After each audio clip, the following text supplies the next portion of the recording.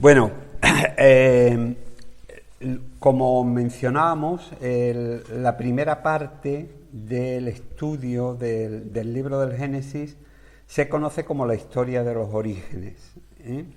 Y eso abarca desde el capítulo 1 hasta el capítulo 11 prácticamente de todo el libro del Génesis. En el día de hoy vamos a empezar a hablar acerca de lo que se conoce como los relatos de la creación. Decimos los relatos porque hay dos. Es decir, hay un relato que fue escrito por los sacerdotes y hay otro relato que fue escrito por el escritor yavista, que ya hemos visto quién es. El primer relato se conoce como el relato sacerdotal de la creación y va desde el capítulo 1, versículo 1, hasta el versículo 4 del capítulo 2. Yo digo, aunque estemos acostumbrados a leer estos pasajes, ¿no? Yo digo, no debemos caer en la trampa de simplificar el asunto de la creación. El asunto de la creación es muy importante, pues nos define un poco de dónde venimos, nos indica quién es nuestro hacedor y nos pone en relación con él. Es decir, que es que lógicamente todo lo que la creación conlleva es no solamente descubrir el cuidado de Dios sobre nosotros, la forma en que nos distingue del resto de los animales, es decir, son cosas que para nosotros no pueden ser banales, no pueden ser cosas simples, sino que realmente tienen muchísimo valor, ¿eh? Entonces, si nos damos cuenta, y ya lo vimos en cómo se fue formando el material que tenemos hoy del Pentateuco, estos dos relatos se unieron durante el siglo V, principios del siglo IV antes de Cristo. Es decir, que fijaos los años que habían pasado desde que estos relatos se pusieron juntos. Mientras tanto estuvieron por separado, ¿eh? Pero cada uno de ellos tuvo en su lugar vida propia. Es decir, cada uno de ellos tenía su significado en la zona donde estaba, ¿no? Entonces, una de las cosas más interesantes que tenemos digamos, la comparativa entre las dos historias de la creación es que el escritor sacerdotal relata la creación del mundo como viéndolo desde fuera de la tierra. Es decir, tiene una visión, por decirlo de alguna manera, universal. Él lo ve desde fuera. Si os dais cuenta, dentro del libro se ponen dos gráficas, una en la que se ve el ojo, que sería el del escritor sacerdotal, que habla en general acerca de la creación. Y una segunda, que es una visión específica del escritor yavista.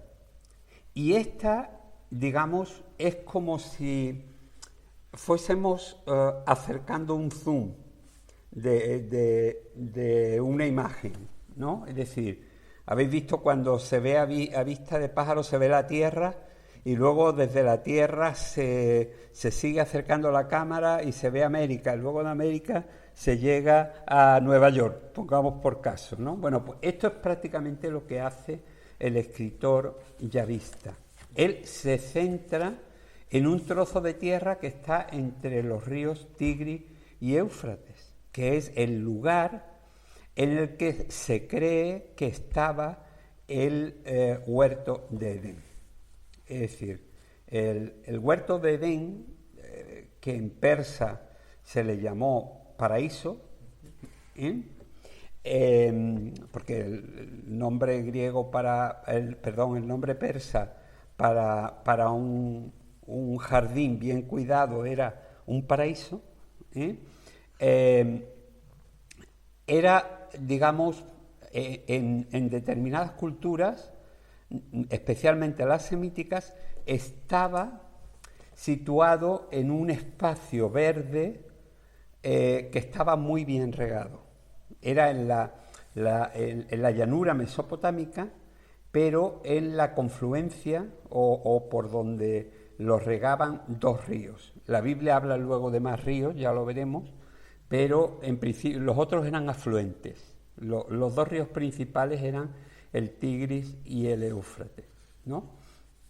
Entonces, lo que uno descubre es que este pasaje tiene una riqueza grandísima, es decir, tiene una cantidad de cosas para analizar que no se puede pasar así como si fuera de puntillas por él, sino que hay que detenerse en determinadas partes, ¿no? Entonces, lo primero que yo creo que debemos hacer es leer el texto para que tengamos claro de qué estamos hablando. El texto que, como recordáis, estamos empleando aquí es el texto de la Biblia textual, la BTX, ¿eh? Porque así vamos a ir notando cada vez que en el texto hebreo se va cambiando de nombre. Es decir, indicándonos que empieza a escribir un autor distinto, un escritor distinto. ¿Eh? Es decir, si recordáis, los dos grandes documentos son el yavista y el eloísta. ¿Eh? El yavista llama a Dios Yahvé o Jehová o cualquiera de Yahweh, es decir, cualquiera de esos nombres vale. Y el eloísta lo llama Elohim, que en realidad es un nombre plural, pero no siempre el hecho del nombre plural, como veremos en esta parte, indica pluralidad de personas, sino que como veremos. Entonces, yo creo que lo mejor es que leamos este pasaje. Este pasaje que fue escrito por los sacerdotes llama a Dios Elohim, es decir, no es del documento eloísta, pero los sacerdotes empleaban el término Elohim por respeto para referirse a Dios. Entonces, ¿quién lo quiere leer? Yo. Tú mismo, venga. 1:1. En el principio creó Elohim los cielos y la tierra. Pero la tierra llegó a estar desolada y vacía, y había tinieblas sobre la faz del abismo, y el Espíritu de Dios se cernía sobre la faz de las aguas. Entonces dijo Elohim: haya luz, y hubo luz. Y vio Elohim que la luz era buena, y Elohim hizo separación entre la luz y la oscuridad. Y llamó Elohim a la luz día, y a la oscuridad llamó noche. Y fue la tarde y fue la mañana. Día 1. Y dijo Elohim: haya expansión en medio de las aguas, y separe las aguas de las aguas. E hizo Elohim la expansión, y estableció separación entre las aguas que estaban debajo de la expansión y las aguas que estaban encima de la expansión. Y fue así. Y llamó Elohim a la expansión cielos, y fue la tarde y fue la mañana. Día 2. Y dijo Elohim: reúnase las aguas de debajo de los cielos en un solo lugar, y muéstrese lo seco. Y fue así. Y a lo seco llamó Elohim tierra, y a la reunión de las aguas llamó mares. Y vio Elohim que estaba bien. Entonces dijo Elohim: produzca la tierra vegetación, hierba que haga germinar semilla, árbol frutal que dé fruto sobre la tierra según su especie, cuya semilla esté en él. Y fue así. Y la tierra hizo brotar vegetación, hierba que hace germinar, semilla según su especie, y árbol que da fruto, cuya semilla está en él según su especie. Y vio Elohim que estaba bien. Y fue la tarde y fue la mañana. Día 3. Y dijo Elohim: haya lumbreras en la expansión de los cielos para diferenciar entre el día y la noche, y sirvan para señales y para las estaciones y para días y años. Y sean por luminarias en la expansión de los cielos para alumbrar sobre la tierra. Y fue así. E hizo Elohim las dos grandes lumbreras, la lumbrera mayor para regir el día y la lumbrera menor para regir la noche. Y puso Elohim las estrellas en la expansión de los cielos para alumbrar sobre la tierra, y para regir durante el día y la noche, y para separar la luz de la oscuridad. Y vio Elohim que estaba bien. Y fue la tarde y fue la mañana. Día cuarto. Entonces dijo Elohim: bullan las aguas seres vivientes y ave que vuele sobre la tierra en la expansión de los cielos. Y creó Elohim los grandes monstruos marinos y todo ser vivo que repta, que poblaron las aguas según su especie, y toda ave alada según su especie.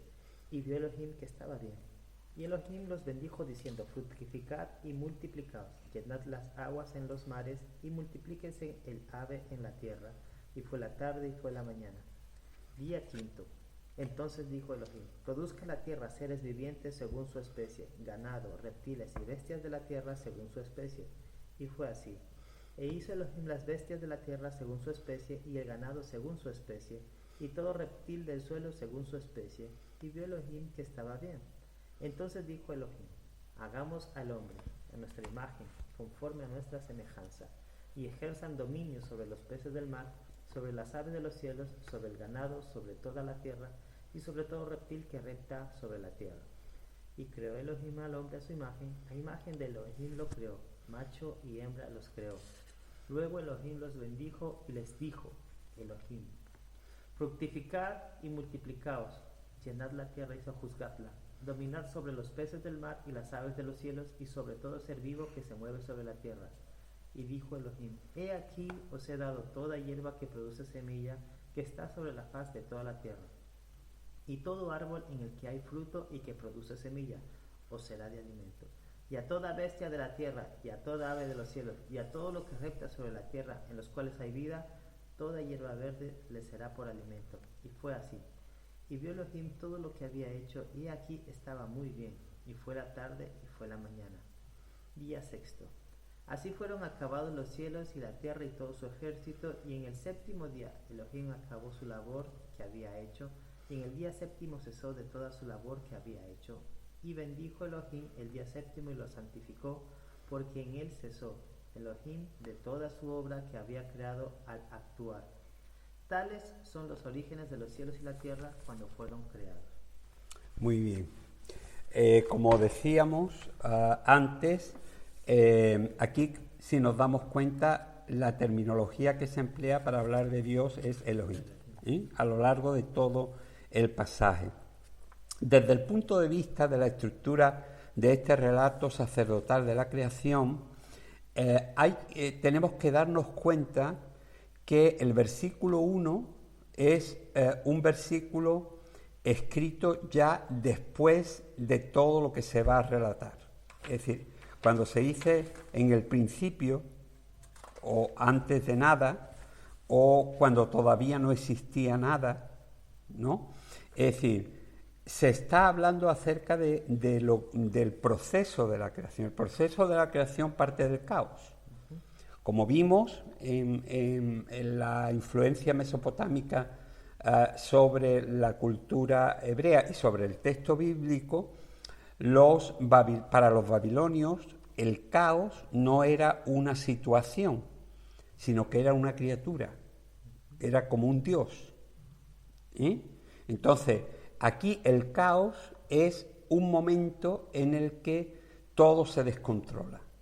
Es decir, es un momento en el que se produce como un cataclismo, por decirlo de alguna manera. Esa es la terminología de caos dentro de lo que es el mundo hebreo.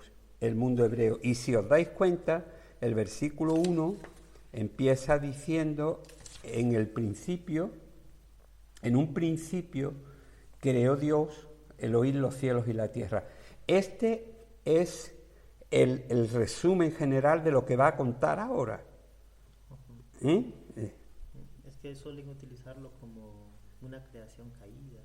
Sí, bueno, porque Thompson, el de la famosa Biblia Thompson, y antes de él también Scofield y toda una serie de gente, entendieron que como el versículo 2 decía que la tierra la tierra llegó a estar desolada y vacía, y había tinieblas sobre la faz del abismo, Entonces el abismo era el mar, o sea, todo lo que era masa acuosa, ¿no? El caos que mencionaban los babilonios. Esto indicaba que Dios no creaba algo desordenado, sino que Dios creaba algo bien hecho, y entonces en esa creación de algo bien hecho se tuvo que producir algo que hizo que todo se desordenase y se estropease. Entonces, ¿qué es lo que estos,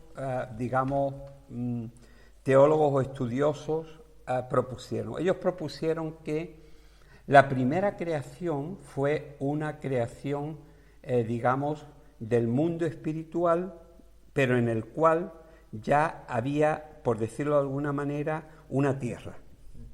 Es decir, que lo que tendríamos aquí sería el redescubrimiento de lo que ya estaba. Es decir, se va quitando el agua, se va quitando el caos, se va quitando todo, y entonces va saliendo todo a la superficie. Igual que si nos damos cuenta, cuando Dios dice, con respecto al mar, que se junten las aguas, que aparezca lo seco, que esto, ¿no? Es decir, la concepción es que en esa primera creación fue una creación angélica, que era la creación de los ángeles. Y los ángeles, cuando cayeron, esto es una teoría, no tiene base bíblica ni demasiado sustento, pero es importante que la conozcamos porque cualquiera en un momento determinado nos la puede sacar. Nos puede decir, bueno, ¿por qué la tierra estaba desolada y vacía y todo lo demás? Entonces nosotros le podemos dar la explicación, ¿no? Que esta era la concepción de lo que era el caos. El caos era una situación de desolación, de oscuridad y de desorden. Nosotros, la verdad es que el castellano en ese sentido ha recogido el concepto de caos como algo estropeado, como algo, esto es un caos. Es decir, esto es una situación que no está ordenada, que no está en condiciones, ¿no? Y entonces lo que sucede es que a partir de ahí se dice que cuando el diablo fue arrojado a la tierra, con, 2/3 partes de la creación angélica, todo esto se conseguía a base de mezclar una serie de textos del libro de Apocalipsis, del libro de Ezequiel, del libro de Isaías, de una cantidad de lugares que, al final, era como una composición, pero por lo menos para la teoría a ellos les sirvió, y alguna gente lo aceptó durante mucho tiempo, y tomó mucho valor cuando se incluyó en determinadas Biblias, se incluyó como una nota. Aquí en el versículo 2, cuando se decía la tierra estuvo desordenada y vacía, en inglés esto se llama the big gap, es decir, la gran grieta o el gran caos o la gran catástrofe, ¿no? Es decir, entonces, a partir de ahí, pues mucha gente lo aceptó como una hipótesis de trabajo, pero en realidad no tenemos una base bíblica para tragarnos todo lo que eso representa, porque eso, la teología que iba detrás de todo eso era muy compleja, porque hablaba acerca de todas las escalas de ángeles, todas las luchas que hubo entre ellos, hasta que Miguel ya se erigió como el jefe de todos. Es decir, una serie de cosas muy raras, ¿no? De eso ya se encarga Hollywood. Sí, bueno, eso sí es verdad, ¿no? Aquí hay una cosa interesante, y es que si nos damos cuenta, la principal preocupación de los sacerdotes, esto fue escrito por los sacerdotes, lo que hemos leído, es indicar de una manera especial quién fue el creador. Fue Elohim, el Señor, ¿no? Porque ellos venían, o sea, el pueblo acababa de llegar de Babilonia, donde los creadores del mundo eran varios dioses. Entonces, esa contraposición que siempre tuvo y que además fue distintiva del pueblo de Israel, Israel era monoteísta, tenía un solo Dios. Y entonces, eso va apareciendo continuamente a lo largo de todo el Antiguo Testamento como una marca, digamos, de autenticidad del pueblo de Israel.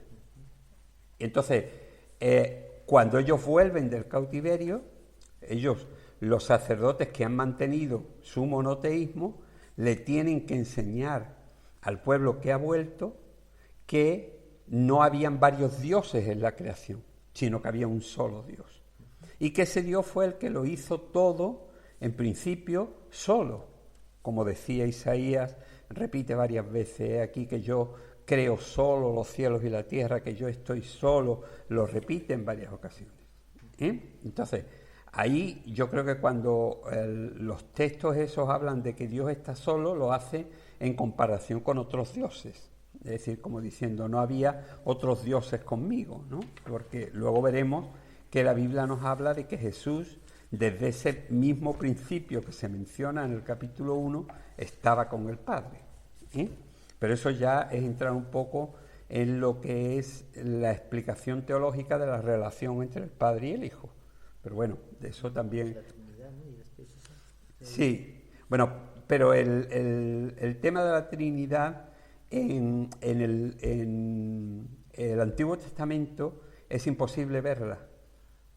Una vez me explicaron que como posicionaban las personas Sí. en la Trinidad, que Dios pensó, que Jesús realizó y el Espíritu Santo corroboró de alguna manera. Sí, pero esa es la explicación que nos daban acerca claro, de la pero Trinidad eso, desde el Génesis 1. claro, pero eso dónde está en la Biblia.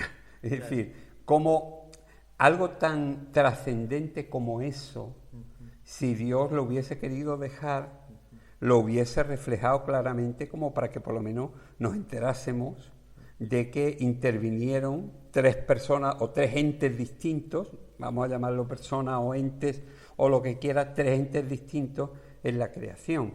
Por supuesto, cuando la Biblia habla en todo el Antiguo Testamento acerca del Espíritu de Jehová o del Espíritu de Dios, un judío no podía pensar nunca que el Espíritu de Dios era alguien distinto a Dios.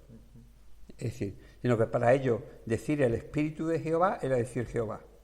¿Entiendes? El Espíritu de Dios era Dios. Entonces, en el Antiguo Testamento intentar descubrir trazas de la Trinidad es imposible, porque no solamente atentaba contra el primer mandamiento de Israel, que era el Señor nuestro Dios es uno único, porque el texto habla de uno único, es decir, y lógicamente decir que junto a él estaba en un trono, por una parte el Hijo y por otra parte el Espíritu Santo, era para la mente judía era imposible de entender. Entonces, eso es interesante. Aquí una de las cosas que estudiamos es la pregunta que se hace aquí: ¿un Dios único creando en soledad? Es decir, ¿estaba Dios solo? ¿Creó él solo? ¿No?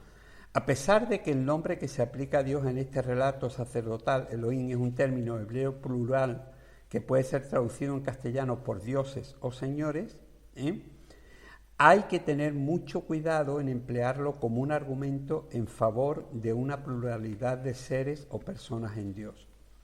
Como muy bien indica el nuevo diccionario Nelson, dice: se usa el plural Elohim para referirse al Dios de Israel, no por resabios politeístas, no porque se quisiera volver a declarar que en Dios había varios dioses, ni, dice aquí, como plantean algunos, ni en directa referencia a la Trinidad, como dicen otros. Esto ya, o sea, esta idea ya partió en el siglo III, sino para identificar o reforzar la idea expresada de plenitud de Dios. Es decir, es como decir, Dios tiene muchos nombres, pero cada uno de los nombres de Dios lo único que hace es mostrar o reflejar una de sus características, ¿no? Hace poco leí esto y decía de Elohim, que Sí. significa creador todopoderoso, Sí. o todopotente, algo así. No, en realidad el término, la traducción exacta del nombre Elohim es Señor. Señor. Señor o señores. Ese es el nombre. Yo digo aquí que sin ningún género de duda para un judío, y el redactor o los redactores sacerdotales lo eran hasta la médula, el Dios único que lo creó todo, tenía que estar absolutamente solo en su etapa creadora. Para el pueblo hebreo la declaración del Shema en Deuteronomio 6:4 era meridianamente clara. Oye Israel, Yahvé nuestro Dios, Yahvé uno es. Un judío como mucho podría admitir que los ángeles estaban observando la creación divina con gran regocijo. Es decir, en Job, que es uno de los libros más antiguos de la Biblia, probablemente, digamos, incluso más antiguo que el propio Génesis, ¿no? Se dice que cuando Dios estaba creando, los ángeles aplaudían viendo la hermosa creación de Dios. En el capítulo 38, versículo 1, ¿no? Y los judíos podían admitir que en la creación, en alguna manera, intervinieran los ángeles o estuvieran allí presentes, pero no que hubiese alguien con Dios haciendo la creación. Eso era imposible para una mentalidad judía. Eso sería biteísmo, con lo cual sería equivalente a decir que habían dos dioses, dos eternos desde el principio. Era impensable para un judío. Entonces, nosotros tenemos que pensar que nosotros tenemos una mente ya religiosa marcada por una tradición de siglos en la que se nos ha metido como un dogma base, el dogma de la Trinidad, y que mucha gente entiende, o por lo menos no discute, no sé si entiende, pero por lo menos no discute la diferencia de personas en Dios, sino, aunque no sepa muy bien expresar cómo se relaciona el Padre con el Hijo, cómo se relaciona el Hijo con el Espíritu Santo, cómo se relaciona el Espíritu Santo con el Padre, ¿no? Porque claro, hablar de la naturaleza de Dios es muy complejo, es decir, es un problema muy grave, porque te puedes meter en declarar cosas acerca de Dios en su naturaleza que sean mentiras. Y entonces, lógicamente, te las vas a ver con Dios algún día, ¿no? Entonces hay que tener mucho cuidado con eso. Yo digo aquí que un judío podría admitir que los ángeles estaban allí, pero no que había con Dios algún otro en el momento de la creación. De hecho, ya digo, hay varios textos en lo que es el libro de Isaías concretamente, en los que Dios dice, he aquí yo estaba solo, o a Job le dice, ¿dónde estabas tú? ¿Quién había conmigo? Yo solo creé los cielos. Es decir, esa serie de expresiones dan la sensación de que Dios está queriendo remarcar que Él era el único. Ahora, los cristianos de hoy, con la revelación del Dios Padre que nos legó Jesús y el desarrollo teológico posterior que nos aporta la enseñanza apostólica en el Nuevo Testamento, podemos entender sin ningún problema que junto al Padre Creador estuvo desde el principio, del que nos habla Génesis y que Juan se encarga de rememorar, Jesús en su calidad de verbo, participando activamente de la obra creadora original, como se desprende de los siguientes pasajes. Dice, en un principio era el Logos, y el Logos estaba ante Dios, y Dios era el Logos. En un principio éste estaba ante Dios. Todas las cosas por Él fueron hechas, y sin Él nada de lo que ha sido hecho fue hecho. Es decir, que Jesús estaba con el Padre desde el principio. Es decir, eso es algo que nosotros tenemos que tener claro. Pablo igualmente nos enseña que Jesús estaba con el Padre creándolo todo, dicen Colosenses, porque en él Jesús fueron creadas todas las cosas en los cielos y en la tierra, visibles e invisibles, tronos, dominios, potestades, todo fue creado por él y para él. Es decir, Pablo tiene muy claro que Cristo participó en la creación.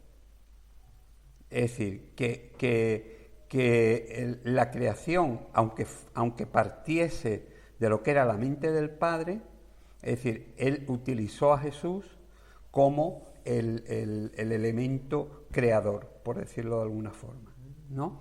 El escritor de Proverbios, en su personificación de la sabiduría en forma de himno, donde la sabiduría habla en primera persona, y muchos teólogos consideran que está hablando del Hijo de Dios, dice lo siguiente: eternamente estaba establecida, ya en el principio, antes de los orígenes de la tierra.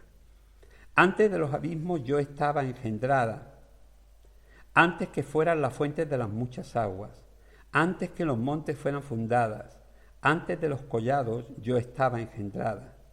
No había hecho aún la tierra ni los campos ni el principio del polvo. Cuando estableció los cielos, allí estaba yo. Cuando trazó el círculo sobre la faz del abismo, cuando afirmó los cielos en lo alto, cuando afirmó las fuentes de las aguas, cuando afirmó las fuentes del abismo, cuando señaló al mar su estatuto para que las aguas no traspasaran su mandamiento, cuando estableció los fundamentos de la tierra, yo estaba junto a él como arquitecto, y era su delicia todos los días, regocijándome ante él en todo tiempo. Fijaos, esto es un himno, digamos, que es un himno personificador de la sabiduría. Pero muchísimos teólogos han entendido desde siempre que aquí está hablando Jesús cuando era verbo, cuando era el verbo de Dios. Porque la forma de hablar de yo ya estaba engendrada, yo estaba allí, era su delicia todos los días regocijándome con él. Fijaos que recuerda mucho todo el lenguaje que luego Juan utiliza. Juan dice: Padre, glorifícame contigo con aquella gloria que yo tuve contigo desde el principio del mundo. Juan capítulo 17. Y luego va hablando a lo largo de todo el libro de Juan acerca de su relación con el Padre y de cómo se gozaba con el Padre desde el principio. Es decir, algo que aquí ya en alguna forma se tenía. Ahora, claro, esto para un judío se quedaba en la sabiduría. Es decir, era como decir, Dios creó y su sabiduría estaba junto a él.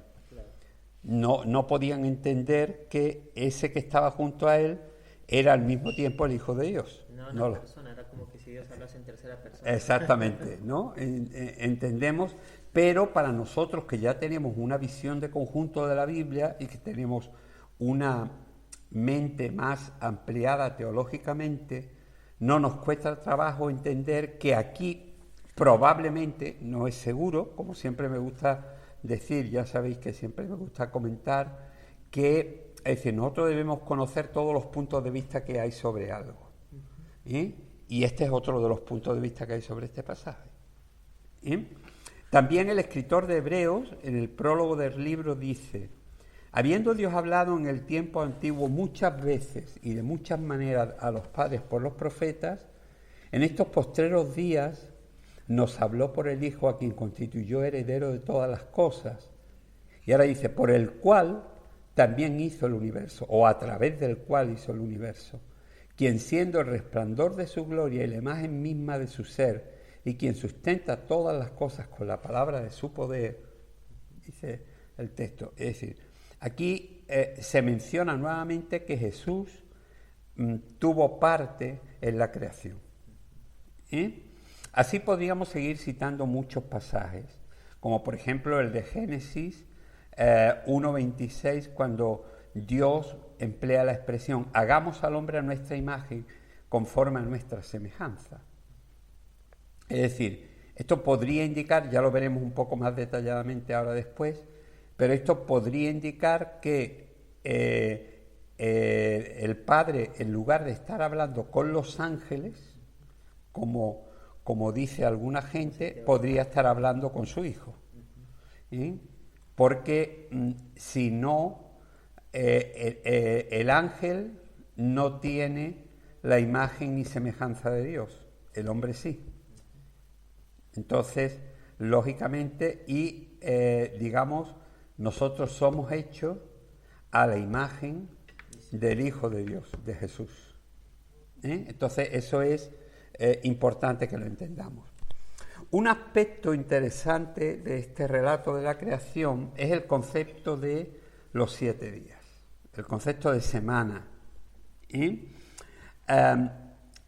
Pero este mismo concepto nos va a enseñar un poco en qué fecha se pudieron escribir estos textos que estamos leyendo.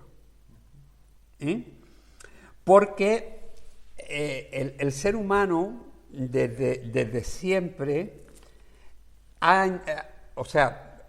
teológicamente siempre se ha entendido o se ha hecho una correspondencia entre los 7 días de la creación y la semana. Pero el concepto de semana no existía entonces.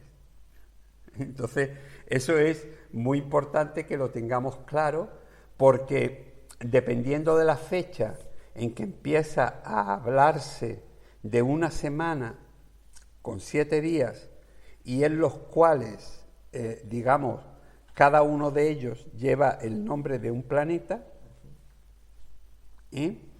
es cuando, digamos, nos podemos identificar nosotros con la semana que tenemos hoy en día, puesto que los días de nuestra semana vienen de los planetas. Son 5 planetas más el Sol y la Luna. El Sol es el domingo, el lunes es ¿qué? Nosotros, por ejemplo, en portugués o los brasileños, primera feira, segunda feira, hasta sábado y hasta sábado. Sábado sí es sábado. Después, claro. Primera feira, segunda feira. Claro. Entonces, el concepto general es ese. Se empieza a tratar lo que es la semana, y ya aquí se recoge un concepto de semana, no solamente, digamos, en la mente de Dios, sino en la práctica de la vida, porque ya se habla del 7º día como de un día de reposo, para mezclarle el valor de lo que era ese día de descanso para los judíos. Entonces, es muy importante que entendamos que según se nos dice en el libro de Nehemías, tras el retorno del cautiverio, el pueblo que había vuelto y los que vivían en Judá todavía no guardaban el día de reposo. Es decir, se empieza a guardar a partir de Nehemías. Y luego se deja de guardar durante otro tiempo. Durante la época de anterior a los macabeos se produce ahí como otro vacío en el que la gente no guardaba el sábado. El sábado era un día más. Lo que pasa es que nosotros, como vemos tanto interés en el Nuevo Testamento por parte de los fariseos en que se cumpla el sábado, parece que entendemos que toda la gente del Antiguo Testamento cumplía el Sabbat, pero eso era mentira. Lo mismo que la gente no cumplía con la Pascua. En teoría, todo varón tenía que pasar por Jerusalén, digamos, una vez en el año, probablemente en la fiesta de la Pascua. Pero había multitud de gente que no iba. Entonces hacían una ofrenda por su pecado, pero no iban. Es decir, no cumplían el mandamiento. Y se les perdonaba el pecado por la ofrenda que hacían. A veces era de dinero, a veces era de cualquier otra cosa, pero el concepto era tener la conciencia tranquila. Entonces, hace mucho tiempo, cuando yo empecé a estudiar toda la información sobre el libro del Génesis, descubrí una cantidad de cosas muy interesantes, y una de ellas es que nosotros tenemos que entender que hemos nacido y crecido rigiendo nuestras vidas por un calendario compuesto por un año de 365 días, 12 meses y 52 semanas de 7 días. Y pensamos que lo que hoy tenemos como medidas del tiempo fueron siempre así, que siempre se tuvo una semana, 52 semanas en el año y 365 días en el año. Pero eso no es así. ¿Cómo empieza, por decirlo de alguna manera, la idea de marcar una cantidad de días determinados? Porque nosotros, digamos, marcamos el mes a partir de 4 semanas y empezamos siempre a partir del lunes, ¿no? O del domingo, que en realidad sería el primer día de la semana. Los hombres observaron que en las fases lunares iban cambiando cada 7 días. Es decir, de luna llena a luna nueva se producía en medio 14 días. Y así se iba acortando los tiempos o alargando los tiempos, y en medio de la semana había un cuarto menguante o un cuarto creciente. ¿Vale? Entonces, esos cuartos, como el mes antiguamente no existía ese concepto de mes, sino que existía el concepto de ciclos, entonces, en ese concepto de ciclos se dieron cuenta de que los cambios en la naturaleza, concretamente en la luna, se producían cada 7 días. Entonces, digamos, los primeros que fijaron un calendario que rigiese los ciclos de la naturaleza y las festividades a celebrar, eso era muy importante, fueron los egipcios. Los egipcios estaban muy preocupados por los ciclos de las crecidas del Nilo y de las cosechas. Entonces, como casi todos los años se producían más o menos por la misma época, pues entonces ellos hicieron un calendario en el que decían desde tal mes hasta esta fecha, esta semana tal, cada 7 días, estos 7 días o estos ciclos de 7 días se van a producir las crecidas en el Nilo, para que la gente supiese cuándo se iba a sembrar y cuándo se podía recoger y cuándo había que tener cuidado porque el Nilo crecía de una manera gigantesca. Entonces, los datos fehacientes más antiguos que yo he encontrado indican que en la época del faraón Shepstak de la cuarta dinastía, es decir, el siglo 25 a.C., según dicho registro, el año de los egipcios estaba dividido en 12 meses de 30 días, dando así un año de 360 días, pero de una manera bastante diferente a la nuestra. El mes egipcio no tenía 4 semanas, como para nosotros sería lo normal, sino que estaba dividido en 3 decanas de 10 días. Es decir, fijaos, los esquemas de distribución del tiempo eran distintos. Entonces, habían en el mes 3 decanas de 10 días cada una. Los egiptólogos y toda una serie de gente, hay un estudio buenísimo de Samuel Goldsmith, que era un egiptólogo importantísimo, en el que demuestra con una serie de registros de la época el cómo se hablaba siempre de la segunda decana o la tercera decana, pero nunca se iba a la cuarta decana. Es decir, que el mes siempre se contaba por 3 decanas. Esta misma división del mes en 3 periodos de 10 días cada uno se mantuvo en el mundo griego. Fijaos a dónde nos estamos remontando ya 2000 y pico de años después, ¿eh? Por lo menos hasta el siglo V antes de Cristo, ya que el calendario ático, la Ática era una zona importante de Grecia, así lo recogía. El historiador griego Heródoto en el siglo IV indica que en algún momento anterior a cuando él está escribiendo se había dado nombre a los días de la semana tomando en cuenta los astros. Es decir, aquí tenemos el primer dato serio del por qué nuestros días de la semana tienen nombre de planetas.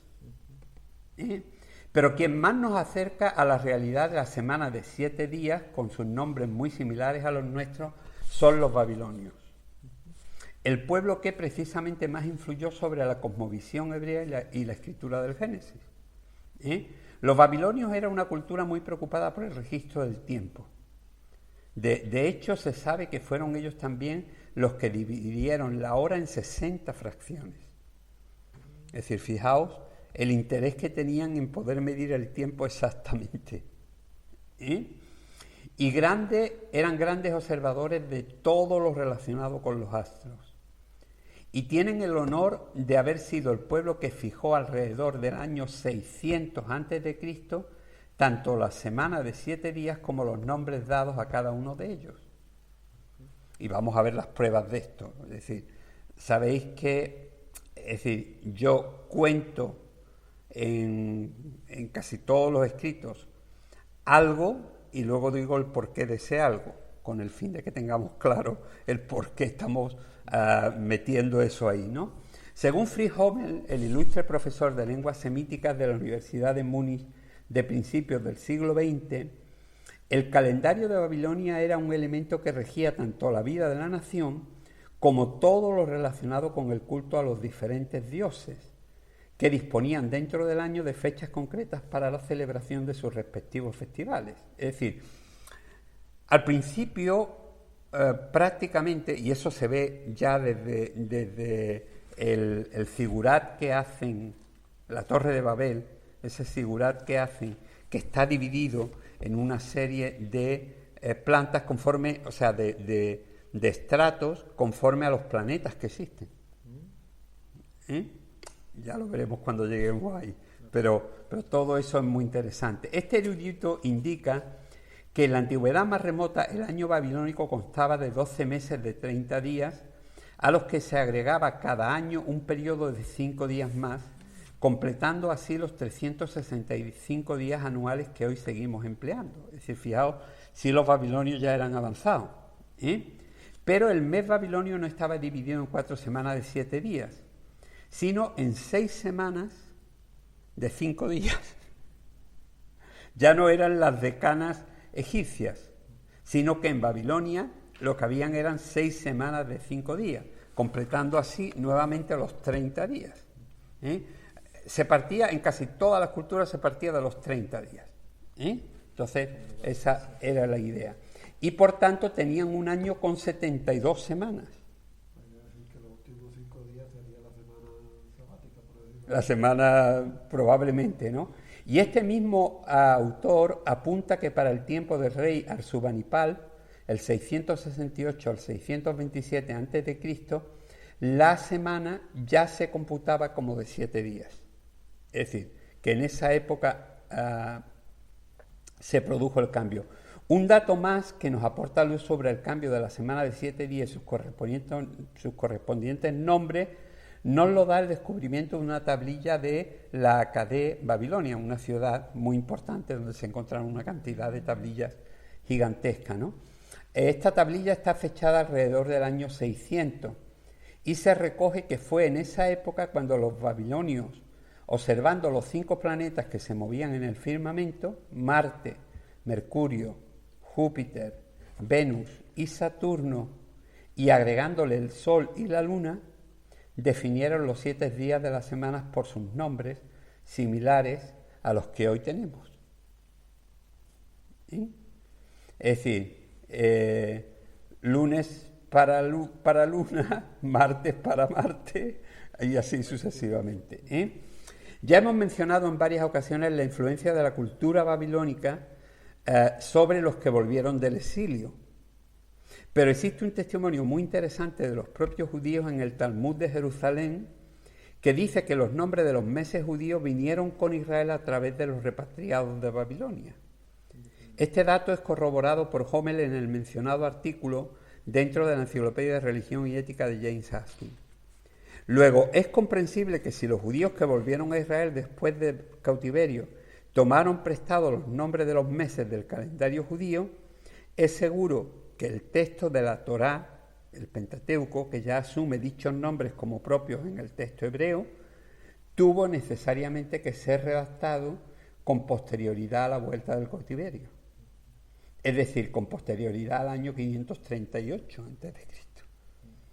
Es decir, el estudio histórico del cómo se empieza a emplear el término semana con todas sus implicaciones nos ayuda a corroborar lo que ya hemos venido diciendo, que el texto del Pentateuco terminó de hacerse después de la vuelta del cautiverio. Y este es un ejemplo más. Entonces, no sé, preguntas hasta aquí. Resaltar que tenemos asimilada de forma inconsciente mucha cultura babilónica. Ah, no, claro, por supuesto.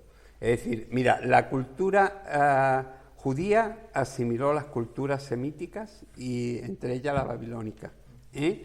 La cultura cristiana, desde el principio, asimiló mucho de la cultura judía y, consecuentemente, mucho de la cultura de las culturas que los judíos habían asimilado. Es decir, es que eso es así. El relato de la creación. ¿Qué? El relato de la creación que se habla de 6 días. Sí. Eso tendría que ver entonces con la cultura que hay aquí. Claro, pero es que el relato de la creación no habla de 6 días, sino de 7 periodos, como veremos. Entonces, ¿qué es lo que sucede? Que el relato de la creación juega ya con la concepción clara de la semana de 7 días. Y si la semana de 7 días no empieza a ser semana de 7 días hasta el año 600, y lo hacen los babilonios, quiere decir que el texto que tenemos ahí y que nos cuenta el relato sacerdotal es posterior al año 600. Ahora, aquí se nos acota un poco más, y se nos acota un poco más por el hecho de que se nos declara que fueron los exiliados de Babilonia los que trajeron los nombres de los meses y de la semana a Israel. Y entonces, es decir, y eso ya se produce, si antes teníamos el año 600 en que los babilonios establecen la semana de 7 días con los nombres que tenemos aproximadamente hoy en día, significaría que igualmente acortamos todavía más la fecha para la escritura poniéndolo después del año 538. Entonces eso es interesante. Bueno, ¿vemos el concepto del término día o estáis cansados? Este no es muy largo. Venga, vamos a ver esto.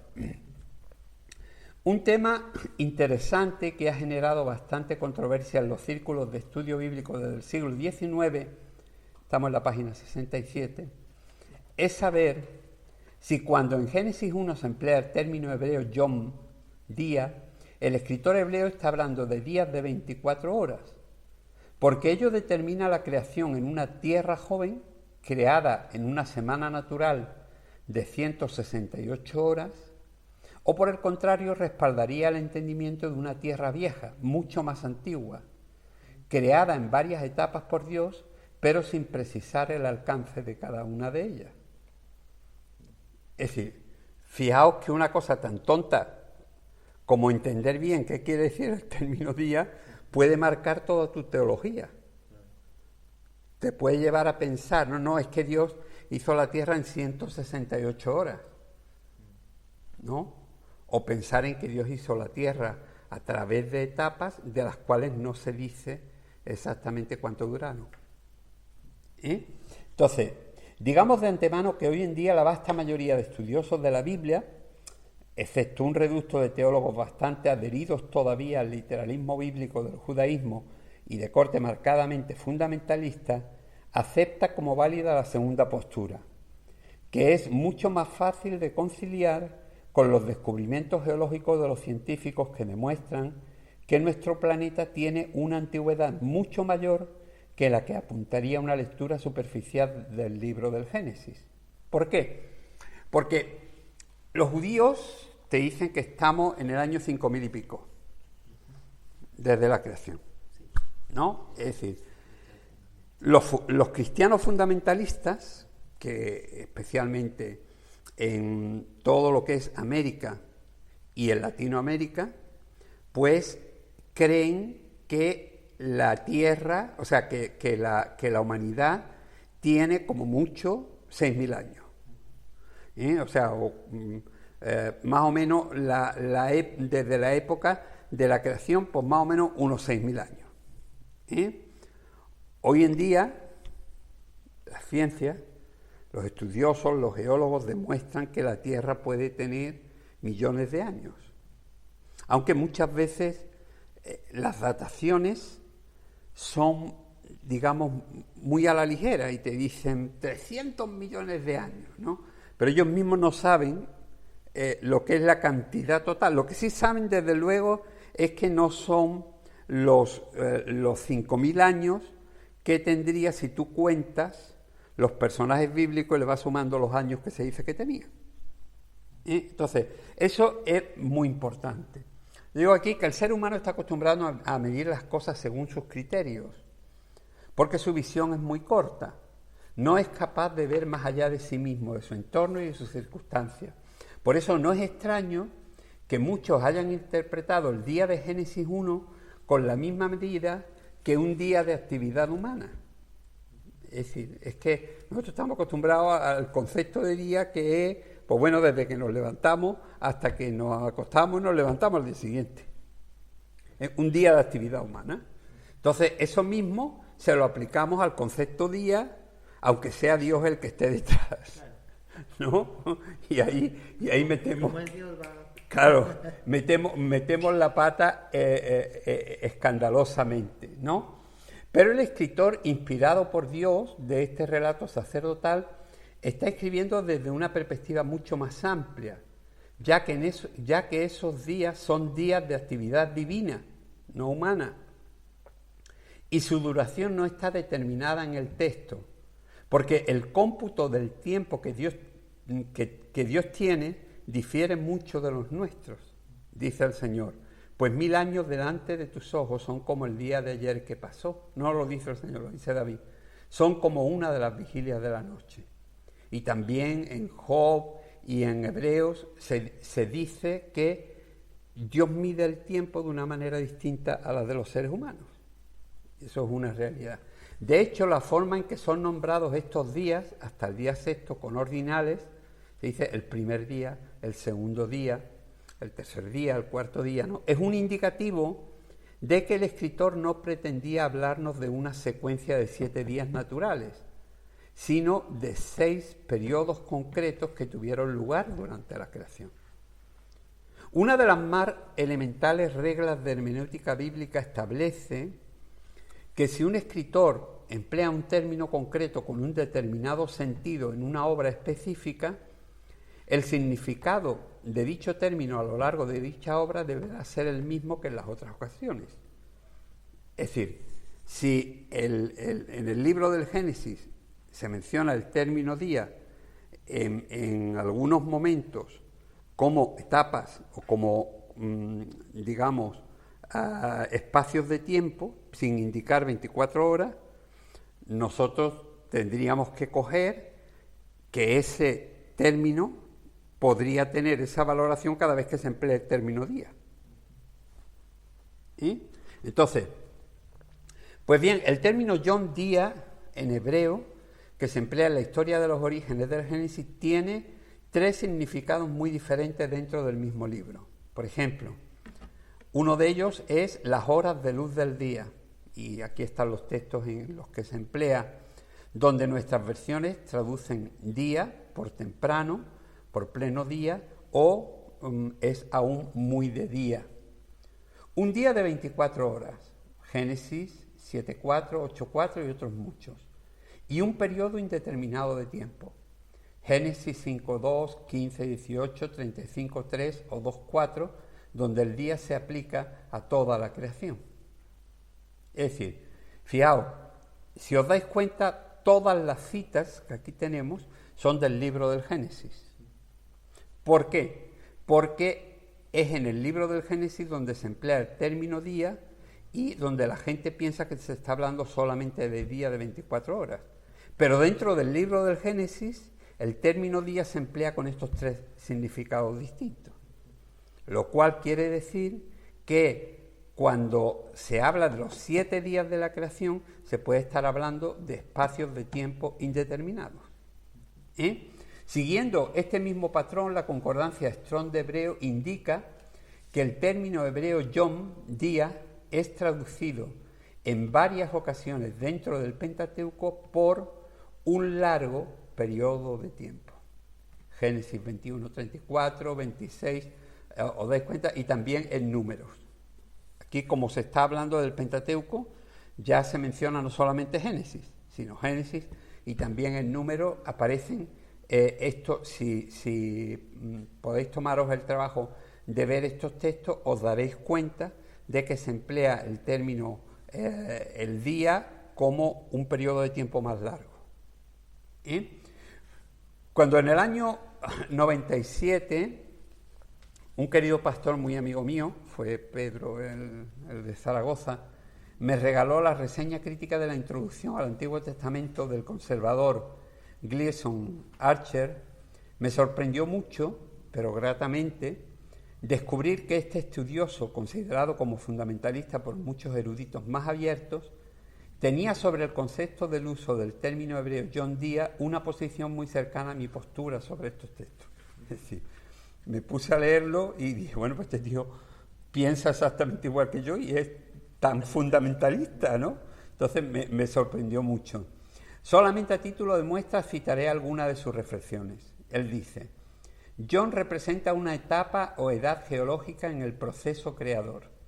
Esta es la explicación a la que se adhirieron los geólogos del siglo XIX que respetaban la autoridad de la Biblia. Entre ellos cabe destacar los nombres de J. W. Dawson, El origen del mundo conforme a la revelación y la ciencia, y James Dana, El manual de geología de 1875.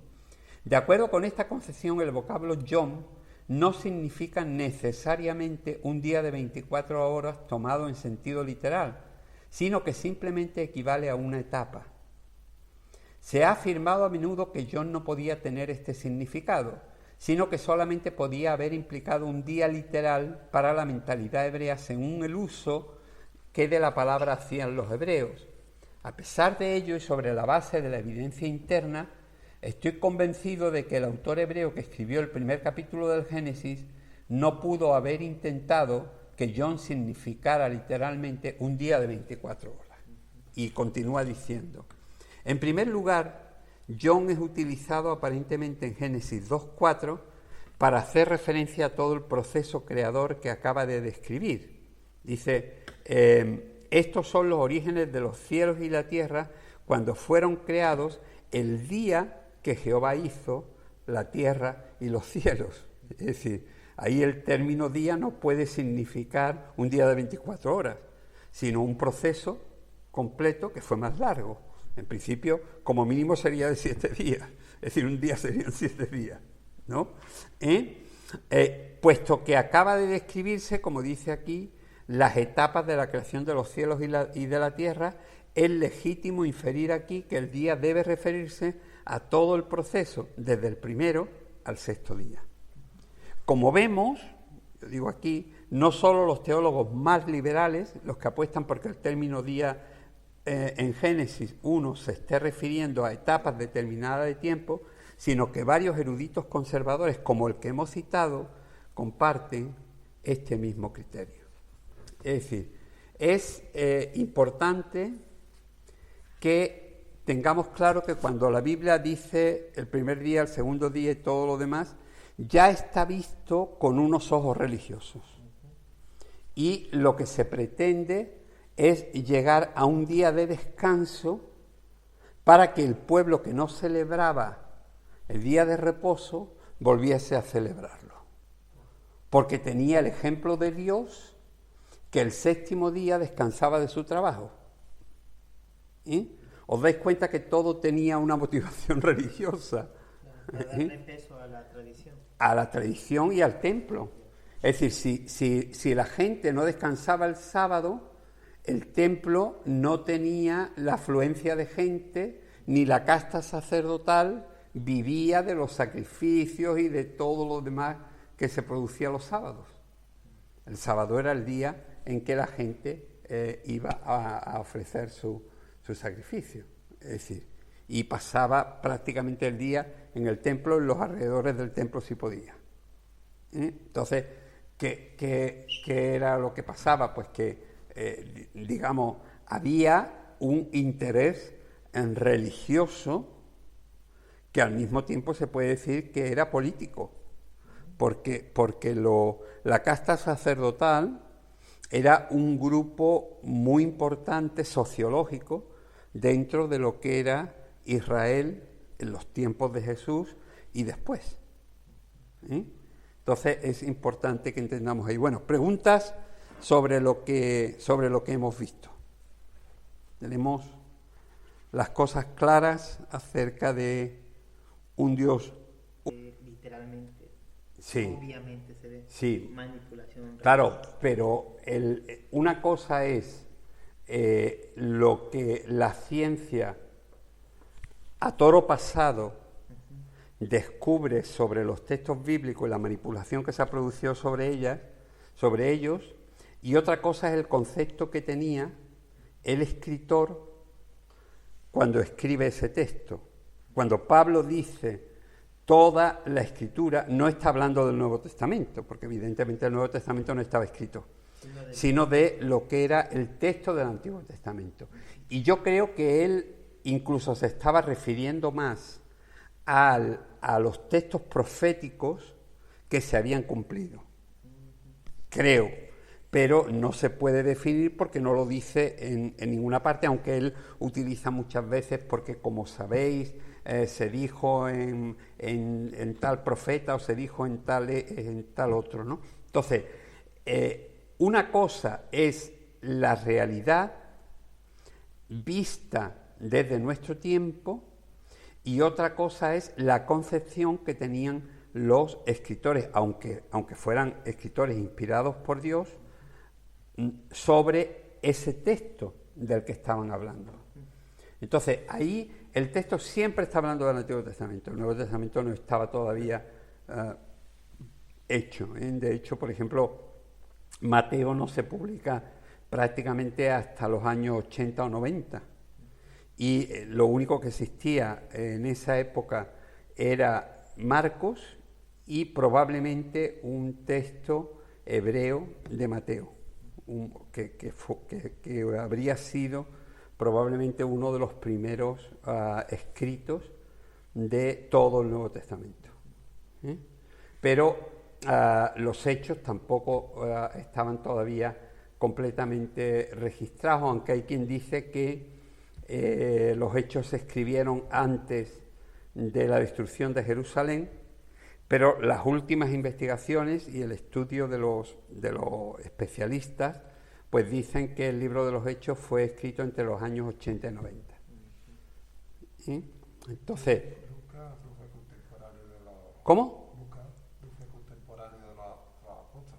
Sí, Lucas fue contemporáneo de los apóstoles y probablemente, digamos, él vivió hasta el año 90 o 90 y tantos. Es decir, porque parece que fue un hombre bastante longevo, según las tradiciones de la época. Las tradiciones no sientan doctrina, pero sí dan datos históricos. Entonces, por lo menos nos indica lo que los escritores de la época pensaban sobre una cosa o sobre otra.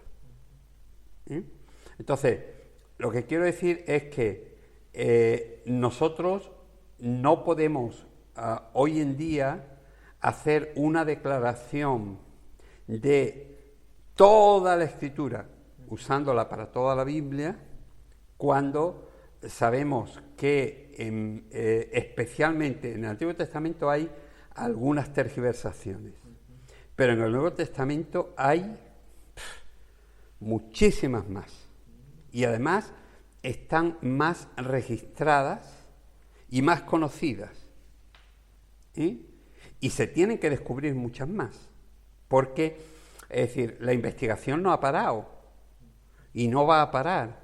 Igual que han habido textos que han ido sacándolo de lo que era el texto original y poniéndolo entre corchetes, porque decían, esto no está en los originales, esto no está en los originales, y eso ha sido durante el último siglo.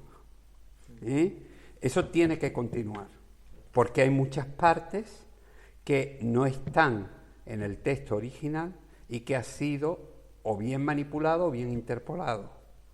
Hay una diferencia entre interpolar, que es meter algo en medio de lo que ya existe, o manipular, que es cambiar el sentido de lo que ya estaba escrito. Bueno, las dos cosas se produjeron en los primeros siglos, y especialmente esto se produjo muy fuertemente en el libro nuevo que yo estoy trabajando.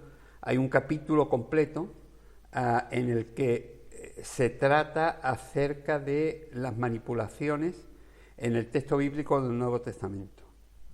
Y eso se produce de una forma especialísima, y hay una cantidad de historiadores y de gente seria del mundo de la investigación bíblica que lo dicen sin ningún tipo de pelo en la lengua. Se produce de una forma mucho más grave a partir del Concilio de Nicea. Es decir, el Concilio de Nicea es un punto y aparte.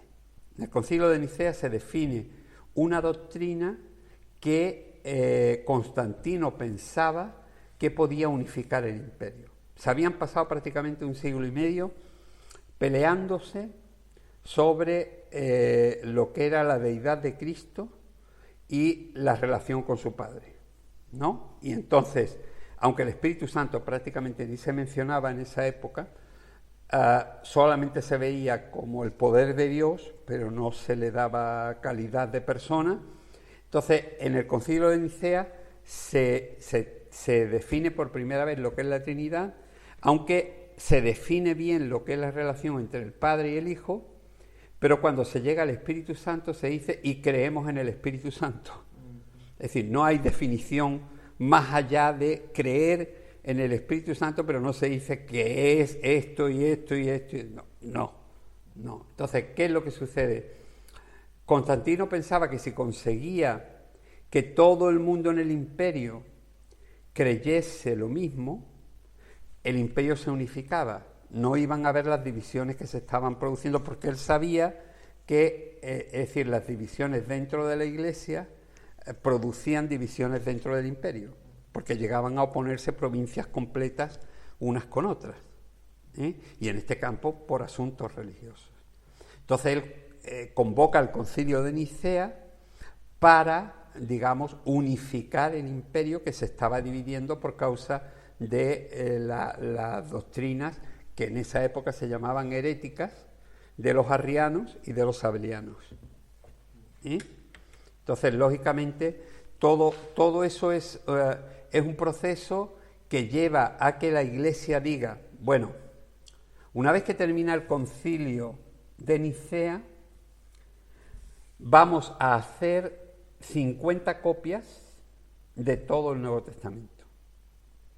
Y la vamos a mandar, eso es historia, eso está registrado, la vamos a mandar a las 50 principales sedes episcopales de todo el mundo cristiano, para que ellos a su vez la copien y ese sea el texto sobre el que haya que predicar, conocer, vivir y tal y cual.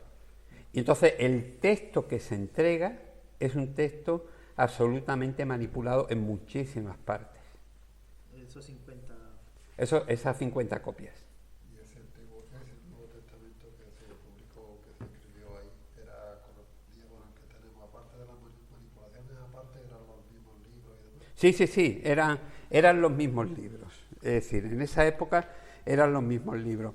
No obstante, tenemos que ser conscientes que en los primeros siglos, y concretamente en el siglo IV, todavía existían una serie de libros que no formaban parte del canon, pero que eran tan apreciados dentro de lo que era el mundo cristiano que eran considerados como libros inspirados por Dios. No estaban en el canon, pero sí eran inspirados por Dios. Entonces, por ejemplo, para mí fue un descubrimiento cuando yo fui la segunda vez a Inglaterra, encontrarme en el Códice Sinaítico, que está en la British Library de Londres, encontrarme lo que pude estarlo viendo y además luego manejándolo, digamos, no físicamente, pero sí digitalizado, ¿no? Que incluía, juntamente con todo el texto del Nuevo Testamento, ahí está toda la Biblia, pero juntamente con el texto de todo el Nuevo Testamento, pues incluía varios libros de esos que fueron importantes. Por ejemplo, el Pastor de Hermas, la Didaché y la Epístola de Bernabé. Fueron una serie de escritos que en el siglo II, digamos, se dudaba si realmente habían sido inspirados por Dios o no.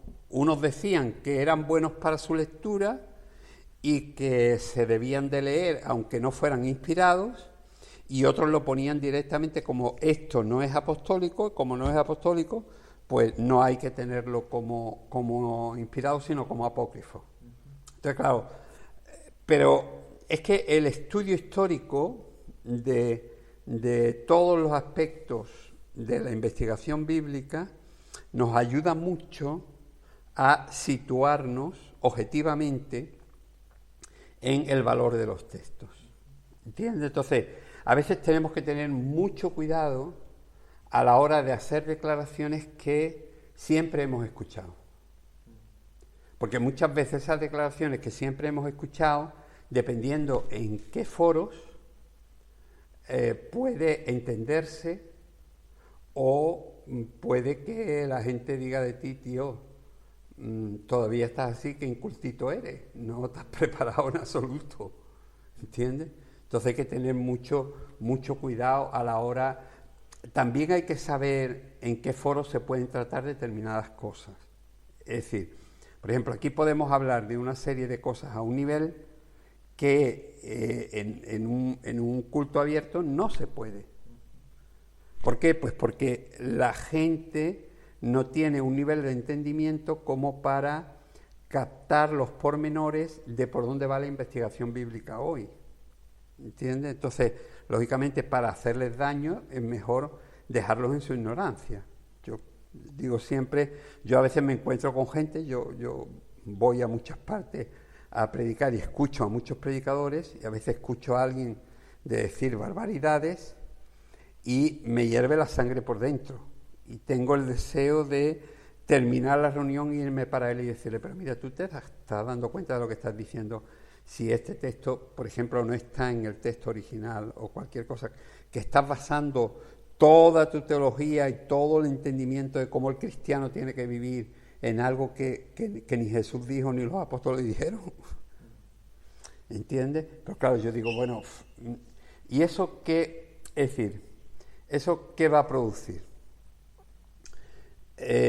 Lo único que va a producir es que la persona se sienta atacada,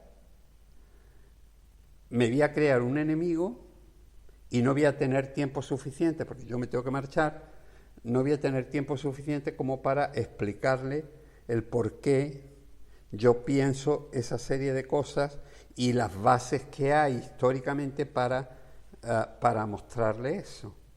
¿Entiendes? Entonces, es muy importante que nosotros seamos conscientes, especialmente los que tenemos que predicar, de que no todos los foros son iguales. Es decir, lo que se puede hablar en un grupo en confianza, en un grupo de estudio, es decir, no se puede hablar muchas veces en un culto. El culto tiene otro tipo de audiencia, la audiencia es distinta, tiene una audiencia a la cual tú te tienes que bajar a un nivel que la gente, que sea comprensible para la gente. ¿Eh? Entonces, venga.